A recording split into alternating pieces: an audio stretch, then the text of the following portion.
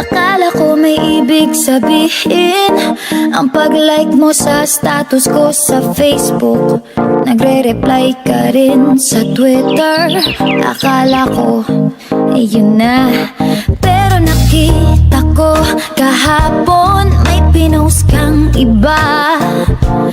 May kasama kang maganda. Ang sabi mo sa akin, kaibigan mo lang siya. Ang hirap palang maging D-A-N-G-A. Ang hirap palang maging D-A-N-G-A. Pinapaasa mo lang ako kasi alam mo na crush kita. Oo, na crush kita.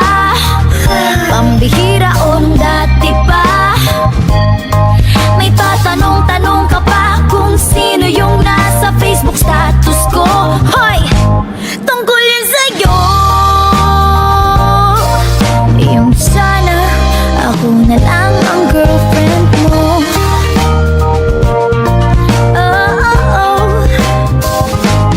Parang gusto ko nang sabihin ang feelings ko na tinatago sa'yo.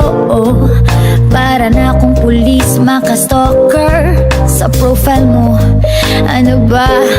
Pero nang makita ko kahapon, post mong may kasama ka, ang mundo ko'y nag-iba.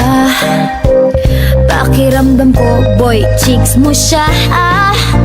Ang hirap palang maging D-A-N-G-A. Ang hirap palang maging D-A-N-G-A. Pinapaasa mo lang ako kasi alam mo na crush kita. Oo, na crush kita. Pambihira o nung dati pa. May patanong-tanong ka pa kung sino yung nasa Facebook status ko. Hoy! Tungkol yun sa'yo. Yung sana ako na lang ang girlfriend mo. Iniisip ko tuloy, napaaga ba paghihinala kung sa'kin may gusto ka. Nagmumukhang sira, iniisip na may ibig sabihin yung message mo.